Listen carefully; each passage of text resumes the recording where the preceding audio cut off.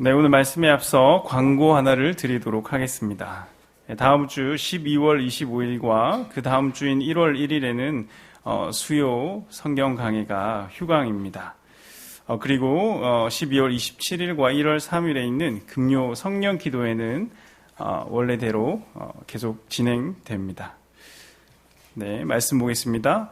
오늘 하나님께서 우리에게 주시는 말씀은 전도서 3장 1절로 17절까지 말씀입니다. 구약 성경 950면에 있습니다. 전도서 3장 1절로 17절까지 말씀입니다. 네, 다 찾으셨으면 저와 여러분이 한 절씩 교독하겠습니다.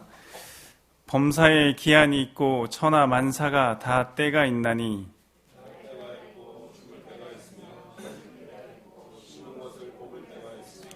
죽일 때가 있고 치료할 때가 있으며 헐 때가 있고 세울 때가 있으며 울 때가 있고 웃을 때가 있으며 슬퍼할 때가 있고 춤출 때가 있으며 돌을 던져버릴 때가 있고 돌을 거둘 때가 있으며 안을 때가 있고 앉는 일을 멀리할 때가 있으며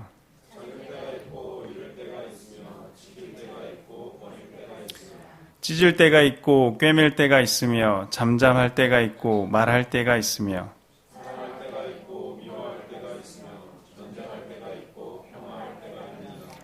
일하는 자가 그의 수고로 말미암아 무슨 이익이 있으랴.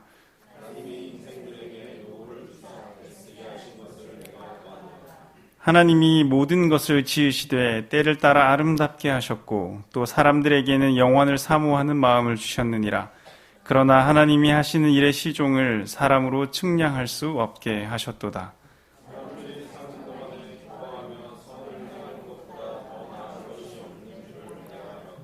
사람마다 먹고 마시는 것과 수고함으로 낙을 누리는 그것이 하나님의 선물인 줄 또한 알았도다.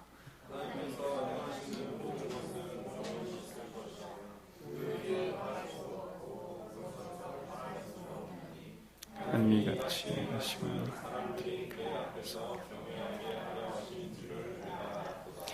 이제 있는 것이 옛적에 있었고 장래에 있을 것도 옛적에 있었나니 하나님은 이미 지난 것을 다시 찾으시느니라.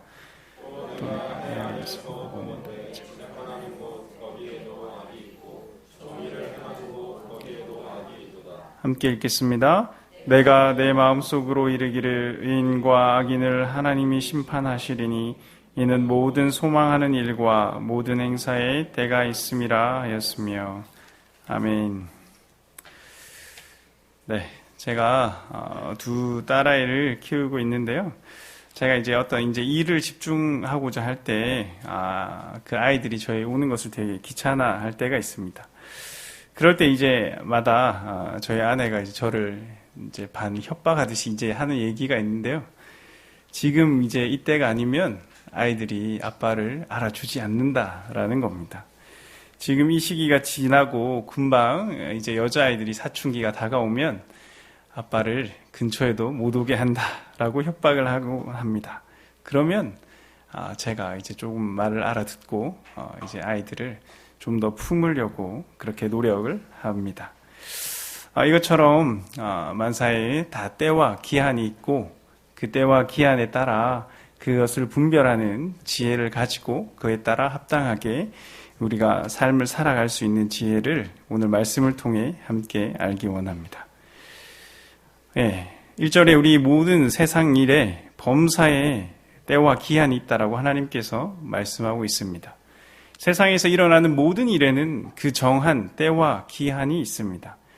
이 문장에서 제가 중요하게 생각하는 단어는 모든이라는 단어입니다. 인생 가운데 어떤 특정 지어진 일들이나 사람이 중요하다고 생각하는 그 일들에만 때가 있는 것이 아니라 범사, 즉 천하 만사, 세상의 모든 일에 그 때와 기한이 있다라는 것입니다. 그 모든 일은 어떤 일들입니까? 오늘 말씀 2절부터 8절에서 그것들을 나타내 주고 있습니다. 첫 번째 2절과 3절 말씀은 생사에 관한 말들입니다. 날 때가 있고 죽을 때가 있고 심을 때가 있고 심은 것을 뽑을 때가 있고 죽일 때가 있고 치료할 때가 있으며 헐 때가 있고 세울 때가 있으며 그렇습니다. 인간에게 있어서 사람이 태어나거나 죽는 일은 각각 때와 기한이 있으며 그것이 하나님이 정해주시는 것이다. 사람이 요즘에는 어느 정도 그 수술도 있고 그 다음에 안락사도 있고 이런 것들로 인해서 사람이 결정하는 것 같지만 그것 또한 하나님이 허락하지 않으시면 그 때와 시를 사람이 실행할 수 없는 것이죠. 생과 사의 문제는 이처럼 인간의 의지에 구애됨이 있는 것이 아니라 보다 높은 차원에 의해서 결정되어지는 일들입니다. 이것은 사람에게만 국한되어지는 것이 아니라 식물과 동물을 비롯한 모든 생명체를 다 포괄하고 있는 사실입니다. 또한 이어지는 말씀에서는 일상에 일어나는 그런 소소한 일상들에 관한 것까지 모든 일에 포함된다라고 말하고 있습니다. 울 때가 있고 웃을 때가 있으며 슬퍼할 때가 있고 춤출 때가 있다. 일상 가운데 우리가 벌어지는 많은 그런 일들이 그 모든 일에 때와 기한이 있다는 것입니다. 5절에서는 그 안에 성공과 실패의 일들이 모든 일 안에 포함된다는 것이죠. 돌을 던져 버릴 때가 있고 돌을 거둘 때가 있으며 안을 때가 있고 안는 일을 멀리 할 때가 있으며 돌을 던진다는 것은 전쟁으로 인해서 도시가 폐허가 된다는 뜻입니다. 돌을 버리고 모으는 것은 즉 인생에서 우리가 어떤 일을 할 때 승리하고 패배하거나 또는 성공하고 실패하는 일들을 상징하고 있습니다. 안을 때와 안는 것을 멀리 할 때는 사람들과의 관계에 관한 일들입니다. 사람들에게 어떻게 선택되어진 일들, 버림받는 일들, 사람들에게 인기를 끌어모으고 그 사람들에게 주목받다가 또는 그 사람들에게 멀어짐을 당하고 소외받는 일들을 이야기하는 것이죠. 또한 우리의 모든 일상의 모든 일들 가운데 어떤 일들이 있습니까? 6절입니다. 찾을 때가 있고 잃을 때가 있으며 지킬 때가 있고 버릴 때가 있으며 소유에 대한 일들이죠. 흔히 우리가 자기가 노력한 대가로 그것을 자기가 영원한 소유로 착각하는 사람들이 많이 있지만 그 찾을 때와 그 잃을 때 역시 내가 하는 것이 아니라 주님의 주관 안에 있다라는 것입니다. 찢을 때가 있고 7절입니다. 꿰맬 때가 있으며 잠잠할 때가 있고 말할 때가 있고 애통해야 할 일과 그리고 그것이 회복되어지는 일들을 이야기하고 있습니다. 또한 8절에는 사랑할 때가 있고 미워할 때가 있고 전쟁할 때가 있고 평화할 때가 있다 말하고 있습니다. 삶에서 누군가를 사랑하고 미워하는 일들이 있을 것이고 또 그것이 개인의 차원을 넘어서 민족이나 나라로 확대되면 그것이 전쟁이 되기도 하고 평화가 되기도 합니다. 여러분, 이와 같이 우리의 인생에서 일어나는 모든 일들, 즉 태어나고 죽는 것, 성공하고 실패하는 것, 기뻐하고 슬퍼하고 사랑하고 미워하는 모든 일들 가운데 이 모든 일들을 보면서 알 수 있는 것은 바로 이 모든 일들은 한쪽의 일만을 나타내주고 있지 않다라는 것입니다. 긍정적이거나 부정적이거나 어느 한쪽에만 치우쳐 있는 것이 아니라 양측의 일들이 모두 포함되어 일어난다는 것입니다. 그리고 이 모든 일에는 때와 기한이 있다는 것이죠. 이것은 인생 가운데 좋은 일도 슬픈 일도 그 때가 영원히 오래되지 않으며 좋은 일이 생기면 또한 슬픈 일이 생길 것이고 내려가면 또 올라갈 것을 말씀하시는 것이죠. 또 이런 모든 일에 나타나는 공통점 한 가지가 있는데 그것은 바로 내가 마음대로 조정할 수 없다는 것입니다. 9절과 10절 말씀입니다. 일하는 자가 그의 수고로 말미암아 무슨 이익이 있으랴. 하나님이 인생들에게 노고를 주사 애쓰게 하신 것을 내가 보았노라. 여러분, 내가 조정할 수 있다고 하면 내가 그것을 이렇게 옮길 수 있고 내가 노력으로 그것을 옮길 수 있다면 나는 영원히 살면서 늘 사랑하면서 늘 기뻐하는 가운데 늘 승리하는 삶, 그렇게 모든 좋은 것들만 우리가 하고 싶어 하지 않겠습니까? 그러나 그것을 우리 마음대로 할 수 없고 그렇기 때문에 우리의 삶에는 일방적으로 그렇게 하나의 일만 일어나지 않는다라는 것이죠. 즉 이것은 우리의 수고로 그 모든 이익을 우리에게 가져올 수 없다는 것이죠. 즉 우리의 이해를 뛰어넘어서 이것을 운행하고 있는 그 절대자가 있음을 우리가 기억해야 하는 것이죠. 자, 11절 말씀을 보겠습니다. 하나님이 모든 것을 지으시되 때를 따라 아름답게 하셨고 또 사람들에게는 영원을 사모하는 마음을 주셨느니라. 그러나 하나님이 하시는 일의 시종을 사람에게 측량할 수 없게 하셨도다. 네, 이 말씀은 크게 세 문장으로 나누어져 있습니다. 첫째는 하나님께서 인생의 모든 것을 지으시고 주관하시고 그 모든 일들이 제때에 알맞게 이루어지도록 만드신다는 것입니다. 두 번째는 사람에게 이 영원이라는 것, 일의 처음과 끝 또는 그렇게 인생에 펼쳐지는 역사에 대해서 알고자 하는 그 마음과 그것을 인식할 수 있는 어느 감각을 하나님께서 우리에게 주셨다라는 것입니다. 세 번째는 그 하나님이 일하시는 그것을 우리가 어렴풋이 알고 있지만 그리고 그것을 알고자 하는 마음이 있지만 하나님께서는 그 하시는 일의 처음과 끝을 사람으로서는 측량할 수 없게 하셨다라는 것입니다. 이처럼 이 말씀이 이렇게 성경에서 선포될 때 저는 정말 다행이다라고 생각했습니다. 도저히 알 수 없는 그 인생의 그 한치 앞을 우리가 살아갈 때 그것을 주관하고 있는 그 인생의 주관자가 다름 아닌 하나님이다라는 사실이 하나님의 자녀된 자로서 정말 기쁘고 행복할 수밖에 없었습니다. 정말 우리 아버지가 그것을 주관하는 사람이라 얼마나 감사한지 모르고 있습니다. 여러분, 여러 가지 복잡한 일들이 얽히고 설켜서 그렇게 일어나고 있는데 우리의 하나님은 완전하지 못한 사람과는 달리 전능하시고 완벽하십니다. 그분께서는 실수도 없으십니다. 우리 사람들이 실수라고 생각하는 그 일들, 나에게 왜 이런 일이 벌어지나 생각하는 그 일들을 통해서도 주님은 우리에게 알맞게 역사하실 것입니다. 그런데 우리들은 보통 이 하나님을 100% 신뢰하지 못합니다. 하나님은 100% 완벽하시나 그러나 그 하나님을 우리가 그 하나님을 100% 제대로 신뢰하지 못할 뿐더러 우리가 그것을 인정하기 싫어합니다. 특별히 인생에서 힘들고 어려운 시기를 통과하는 사람들은 더욱 그것이 완벽하다, 그것이 아름답게 이루어지고 있다 인정하기 어려울 것입니다. 여러분, 하나님의 계획은 때를 따라 아름답게 만들어 가고 있는 것이지 하나로 딱 정해진 운명론이 아닙니다.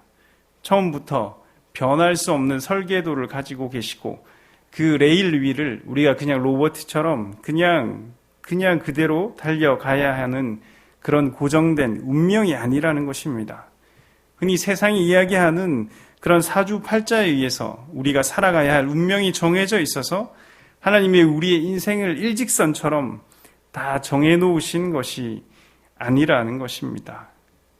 그리고 그래서 벗어날 수 없는 운명의 굴레에서 우리가 살아갈 수밖에 없는 것이 아니라 주님은 우리에게 자유의지를 주셨고 그렇게 우리의 선택과 의사를 존중하시며 때론 우리의 잘못된 선택에 안타까워하시며 가슴 아파하시면서도 그 어떤 순간이든 최선으로 하나님께서 우리가 마주하는 그 순간순간마다 그때를 인생의 가장 아름다운 시간으로 빛나게 하신다는 것입니다.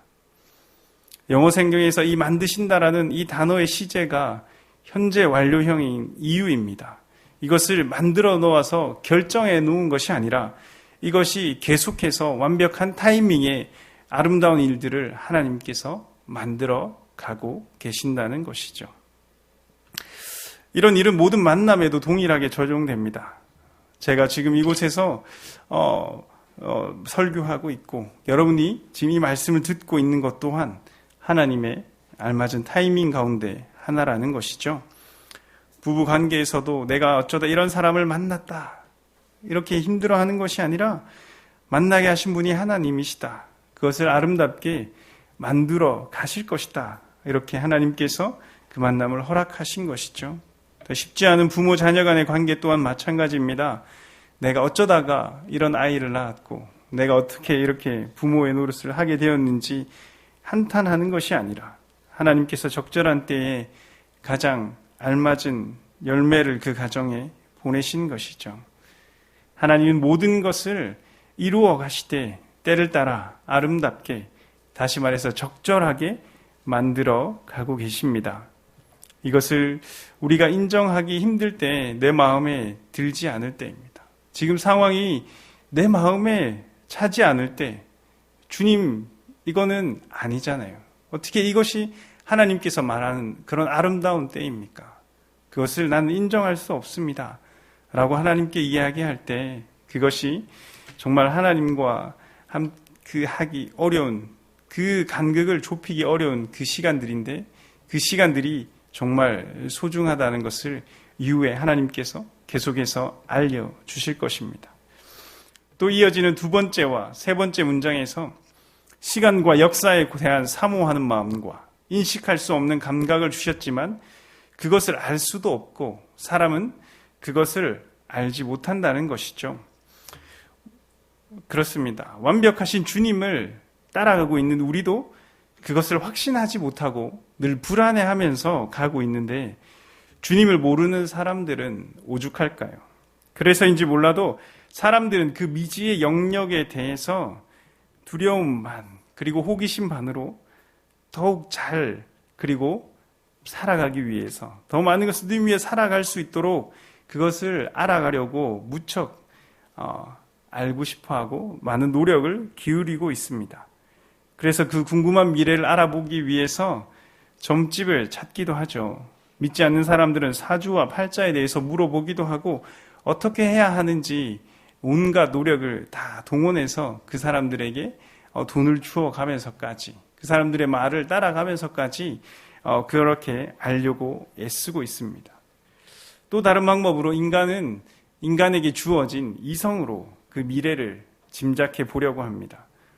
우리가 잘 알고 있는 엘빈 토플러나 피터 드러커와 같은 저명한 미래학자들이 다가올 미래가 이렇게 될 것이다 라고 이야기하며 그것에 대하여 논문을 발표하고 책을 써내는 것을 우리가 보고 있습니다.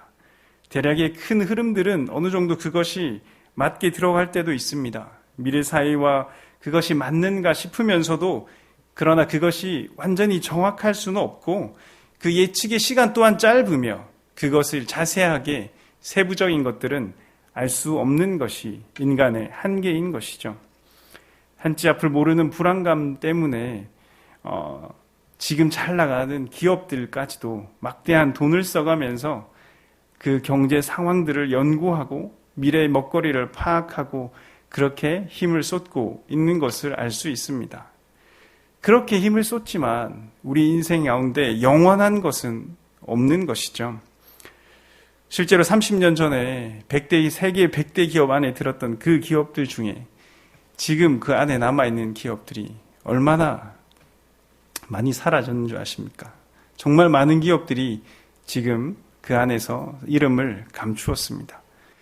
세상이 우리가 상상할 수 없는 정도의 속도로 바뀌고 있고 원래 그 미래를 우리가 알 수 없기 때문에 그렇게 영원히 존재할 수 없고 그것을 알기 때문에 그 명성을 이어가기 위해 아등바등 노력하는 것이죠.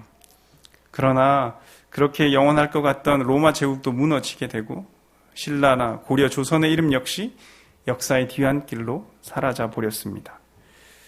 얼마 전 고 김우중 전 대우 회장이 소천했습니다. 제가 어릴 때 그 대우라는 회사가 엄청나게 컸어요. 그래서 그것이 없어지리라고는 저는 전혀 생각을 못했습니다.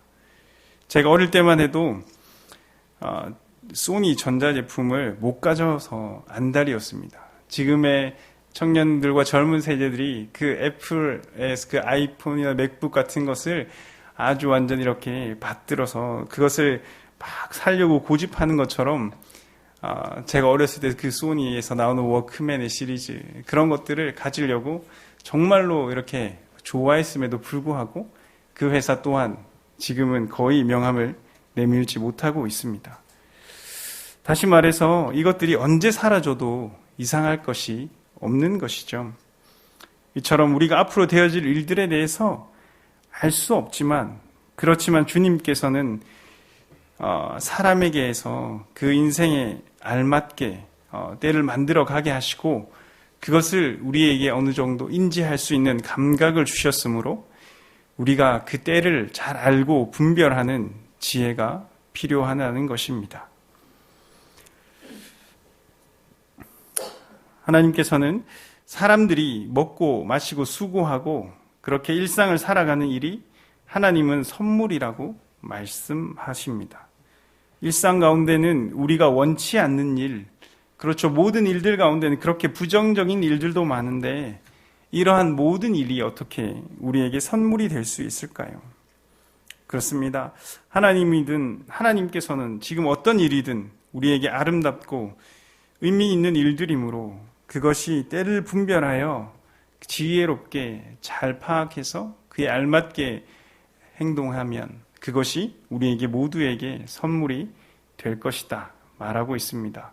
그럼 우리는 그 때를 분별하는 지혜가 필요하고 그 때에 알맞은 일을 해나가야 한다는 것입니다.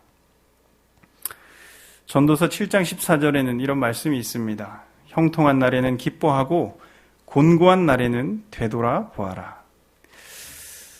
그렇습니다. 이 음악이 아름다운 하모니를 가지기 위해서는 기본적으로 음악에 두 가지 요소가 있습니다. 하나는 음정이고 하나는 박자이죠.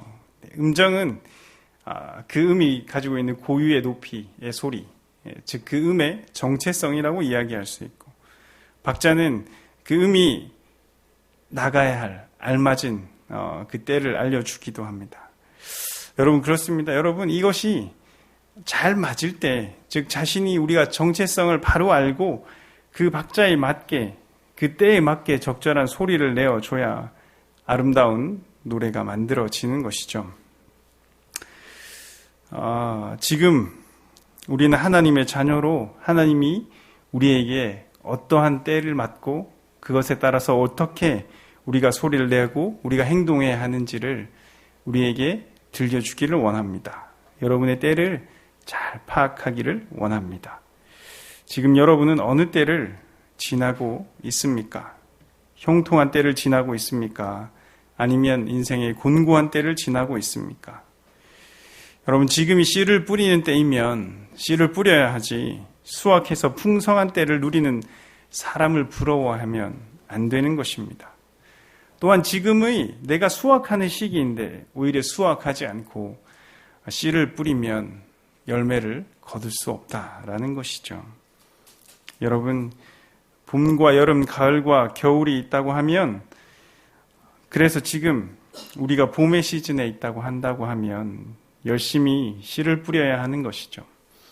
열매를 수확하는 이들을 바라보지 말고 열심히 씨를 뿌리며 기반을 닦고 기초를 쌓아 나가야 하는 것입니다. 여러분 우리가 여름의 계절을 보내고 있습니까? 가난하고 힘들고 어려운 그 어려운 시기를 지나고 있습니까? 하나님께서 이러한 시기를 아무런 의미 없이 통과하도록 그냥 허락하신 것이 아니라는 것입니다. 하나님께서는 이때를 통해서 우리가 성장하기를 원하신다는 것입니다. 우리가 익어가기를 원하시는 것이죠. 여름이 빨리 지나간다고 해서 그렇게 힘들고 어려운 시기에 그냥 빨리 지나가 봤자 여러분 우리가 결실을 맺어야 할 가을에는 아무 것도 제대로 된 것이 남지 않을 것입니다. 그러므로 여러분 이 때가 뜨겁고 힘드니 그냥 무의미하게 빨리 지나가기만을 바라고 기도할 것이 아니라 이 때를 어떻게 보내야 하는가가 중요한 것이죠. 곡식이 충분히 익어가기 위해서는 햇볕을 받아야 하고 여러분 비를 맞아야 하고 또는 바람을 견디며 충분히 그 여름을 이겨내어야 합니다. 그래야 풍성한 열매의 수확을 가을에 맛볼 수 있는 것이죠. 여러분 탕자의 이야기를 잘 아시죠? 그 모든 것을 아시는 아버지께서 둘째 아들에게 유산을 내어주시고 그 방탕하는 시간을 허투루 허락하신 것이 아니라는 것입니다. 여러분 아버지는 다 알죠. 어떤 아들이라는 것과 그 아들의 성향과 그 아들에게 지금 이 유산을 내어주면 이 아들이 어떻게 이것을 써버리고 행동할지 그 아버지는 이미 다 모두 알고 계셨습니다. 그럼에도 불구하고 그 아들의 요구에 불응하지 않고 자기의 유산을 떼어서 재산을 떼어서 그 아들에게 준 이유는 무엇일까요? 그럼에도 불구하고 아들에게 그러한 시간을 허락하신 이유는 무엇일까요? 돈을 탕진하며 쾌락의 시간을 아들에게 선물하고 싶어서였을까요? 아니요, 아닐 것입니다.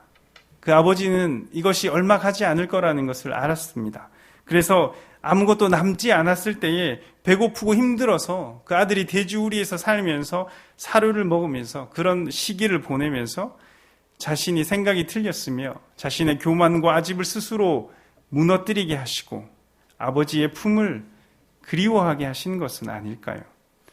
집 떠나면 고생이라는 사실을 깊이 그의 삶에 각인시키기 위함이 아니었을까요? 그렇게 살아있는 교육을 하고자 함이 아니었을까요? 지금 여러분이 곤고한 때입니까? 하나님이 이때를 허락한 이유를 물어보아야 합니다. 하나님께서 이때를 허락하신 이유를 물어보아야 한다는 것입니다. 광야를 지날 때 그런 깊은 기도가 필요한 때이고 우리 자신을 낮추어서 하나님께 나아가야 할 바를 다시 물어보아야 하는 시기라는 것입니다. 14절 말씀에 이와 같이 나와 있습니다. 하나님이 행하시는 모든 것, 하나님이 이같이 행하심은 사람들이 그의 앞에서 경외하게 하려 하심인 줄 알았다라고 말씀하십니다. 여러분, 인생의 곤고한 때를 지날 때 이 같은 일을 행하신 하나님의 큰 뜻을 알고 아버지의 깊은 마음을 담은 그 감동적인 선물을 모두가 받기 원합니다. 우리에게는 또 다른 선물인 형통할 때가 있습니다. 형통할 때를 지나는 분들이 계십니까? 그렇다면 이 형통할 때가 우리가 형통할 때를 기억해야 하는 것은 이것이 주님의 선물이라는 것입니다. 내가 수고하고 애쓰고 노력해서 얻은 내 것이라 나의 소유라 나의 것들이 아니라 하나님께서 잠시 베풀어준 선물이라는 것입니다. 우리가 과분한 축복을 받고 있을 때는 그것이 주님이 나에게 주신 것임을 기억하고 어려운 때, 곤고한 때를 지나는 사람을 기억하라고 주신 것을 알아야 합니다. 프라다라는 회사에서 한 캠페인을 지금 진행하고 있습니다. A gift to give, 주기 위한 선물, 베풀고 나누라고 선물을 나누어 줍니다. 직원들에게 선물을 주는데요. 그 선물은 그냥 가지라고 주는 선물이 아니라 다른 사람에게 주라고 나누어 준 선물입니다. 그 선물은 공짜로 받은 것이지만 그것을 주기를 사람들은 매우 아까워합니다. 그도 그럴 것이 그것이 매우 고가의 물건이기 때문이죠. 그렇지만 회사에서는 그것을 네가 가지라고 준 것이 아니라 베풀라고 준 것이므로 그것을 받아 챙기는 것이 아니라 선물로 주어야만 하는 것이죠. 이처럼 하나님께서 우리에게 기프트, 재능, 탤런트를 주신 이유는 무엇입니까? 5달란트를 받은 사람이 있습니다. 공부도 잘하고 건강하고 화목하고 잘생기고 인기도 많고 그런 사람 하나님께서 혼자서 잘 먹고 잘 살고 떵떵거리면서 살라고 주신 것이 아니죠. 9절에서 이미 말하고 있습니다. 그 재능을 가지고 그 땅에서의 수고는 결코 이익이 없을 것이다. 인간이 자기 재능으로 한다는 일이 무슨 일들입니까? 하나님께서 그것을 주신 이유, 그 곤고한 때를 지나는 사람을 기억하고 베풀라라는 것입니다. 여러분, 이 땅에서의 수고, 여러분 우리가 가진 재능 어떻게 사용해야 합니까? 여러분, 그 고대의 왕들이 얼마나 힘을 가지고 있고 많은 그런 재물을 가지고 있고 그리고 많은 군사를 거느리고 있었습니까? 근데 그것을 어디에 썼습니까? 조금이라도 더 넓은 영토를 가지려고, 조금이라도 더 이렇게 자기의 이름을 알리려고 그 모든 것을 낭비하지 않습니까? 땅은 그대로인데 서로 그 땅을 차지하기 위해서 그냥 주고 받고 싸우고 각자 다투고 서로 깃발을 꼽고 다시 빼고 자기 거를 꼽고 그 무의미한 싸움을 사람들은 계속 해왔고 지금 또한 계속되어 있다는 것이죠. 정말 낭비하는 것이 정말 아깝기 그지 없습니다. 여러분, 이 땅에서의 수고가 의미가 있는 노력이 되기를 간절히 소원합니다. 어제 말씀을 준비하는 중에 배상민 교수라는 분의 이야기를 듣고 간증을 들어보았습니다. 그분이 19살 때 무엇을 하고 살까 고민하다가 뉴욕에 있는 파슨스 디자인 스쿨로 유학을 갑니다. 세계 3대 디자인 스쿨 중에 하나라고 합니다. 그곳을 8년 뒤에 졸업을 하게 되는데 뉴욕에서 제일 권위가 있는 디자인 대회에서 입상하게 됩니다. 그렇게 입상하게 된 경력과 그리고 새로운 시대, 새로운 소재, 새로운 기술로 되어져 가는 디자인을 가르칠 수 있는 젊은 사람이 없으니 학교에서 네가 한번 가르쳐 보라고 학교 요청을 받고 28살에 동양인 최연소 교수가 됩니다. 그렇게 잘 나가는 인생의 때를 그는 뉴욕에서 보내고 있었습니다. 그런데 그가 어느 하루 백화점에 가서 자기가 디자인한 물건들이 있는데 그것이 이야기를 들어보았을 때 화장품인 것 같습니다.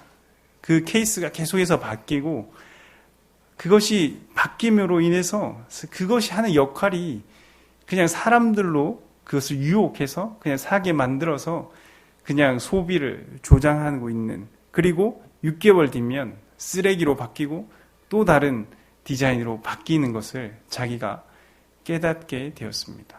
내가 하나님이 주신 재능으로 지금 무엇을 하고 있는 것이지?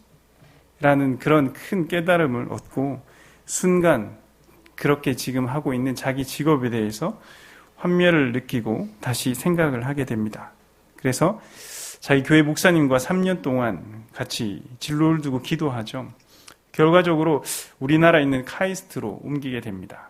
그 카이스트에서 하는 일이 무엇이냐면 제3세계에서 있는 아프리카, 남미, 아시아의 가난한 나라 사람들이 정말 편하게 쓸 수 있는 물건, 그리고 한번 그것을 받으면 계속해서 다른 연료나 어떤 재생 가능한 그런 물건들을 디자인하는 일을 담당하고 있는 것입니다. 뉴욕에서 세상에서 돈을 위해서 일할 때보다 훨씬 적은 돈을 받고, 그렇지만 훨씬 즐겁고 기쁘게 하나님이 주신 일들을 감당하고 있다고 그는 고백하였습니다. 12절에 있는 전도자의 고백과 같은 것이죠. 사람들이 사는 동안에 기뻐하며 선을 행하는 것보다 더 나은 것이 없다고 말하고 있습니다. 저는 우리 교회가 또 우리 성도님들이 이런 일들을 잘 감당하고 있다고 생각을 합니다. 지지난주에 있었던 그런 선교를 위한 후원뿐만 아니라 저희가 선교를 나갈 때면 항상 선교를 위해서 정말 아낌없이 베풀어 주시는 분들이 계십니다. 하나님이 주신 것들을 정말 하나님의 선한 사업을 위해서 정말 알맞게 써주시는 귀한 분들이라 생각하고 있습니다. 이처럼 때를 잘 아는 것이 지혜로운 인생인데 우리가 주목해야 하는 때는 언제입니까? 우리가 우리의 인생에서 가장 중요한 때가 있는데 그때는 언제일까요? 바로 우리가 주님을 만나는 그때입니다. 우리는 인생에서 그 주님을 만날 그때를 준비해야 하는 것이죠. 그 뒤에 때를 잘 분별해야 하는 우리가 제일 민감하게 해야 하는 때는 그 주님과의 만남의 그때, 주님 오시는 그때를 아는 것입니다. 16절, 17절 말씀입니다. 또 내가 해 아래에서 보건대 재판하는 곳 거기에도 악이 있고 정의를 행하는 곳 거기에도 악이 있도다. 내가 내 마음속으로 이르기를 의인과 악인을 하나님이 심판하시리니 이는 모든 소망하는 일과 모든 행사에 때가 있음이라 하였으며. 그렇습니다, 여러분. 지금 이 해 아래의 세상은 무척 어지럽습니다. 재판하는 곳에도 악이 있고 정의를 행해야 하는 곳에도 악이 있습니다. 세상에서 가장 바르고 강직해야 하고 정직해야 하는 곳에도 악이 판을 치고 있다라는 것이죠. 세상 가운데 무엇이 선이고 무엇이 악인지, 무엇이 정의이고 어떤 것이 불의인지 판단하기 어렵다라는 것이죠. 여러분, 자기만 옳다고 주장하고 결코 하나님이 주신 기준을 인정하지 않는 세상이 되었습니다. 이처럼 혼란스러운 이 포스트 모더니즘 시대를 살아가는 우리이죠. 그러나 분명한 것은 하나님께서는 이처럼 의인과 악인을 심판하시는 그때가 온다라는 것입니다. 우리의 삶이 주님의 심판대 앞에 서는 그날이 그때가 온다는 것입니다. 그러기 위해서는 우리가 확실히 준비를 해 놓아야 하는 것이죠. 제가 딸아이와 지금 이때 충분히 놀아놓지 않으면 나중에 그 아이가 큰 그때가 오면 저를 아는 척도 안 한다고 하지 않았습니까? 여러분, 지금 하나님의 때를 준비해야 하나님의 때를 심판대 앞에 서는 그날이 오면 하나님을 안고 우리가 하나님과 반갑게 마주할 수 있지 않겠습니까? 이 사실을 지금 듣고 준비할 수 있는 우리는 얼마나 복된 자들입니까? 세상에서 그 잠깐의 생에서 잘 살아보겠다고 주님을 외면하고 자기 마음대로 살다가 순식간에 그 시간이 끝나고 주님 앞에 서면 우리가 무엇이라 주님께 말할 수 있겠습니까? 그러니 우리는 세상을 살아가면서 늘 창조주요 주권자이신 주님을 기억하며 주신 선물에 감사하며 살아갈 뿐만 아니라 우리에게 심판자로 오실 주님을 기억해야 하는 것이죠. 우리에게 영원히 주님과 마주할 그때를 우리는 두렵고 떨리는 마음으로 준비하며 살아가야 하는 것입니다. 정말 우리가 하나님이 주신 그 때를 우리가 잘 알고 하나님께서 주신 지혜로 그 때를 잘 준비하며 분별하며 살아가는 귀한 여러분이 되기를 소망합니다. 이 시간 함께 찬양하고 기도하겠습니다.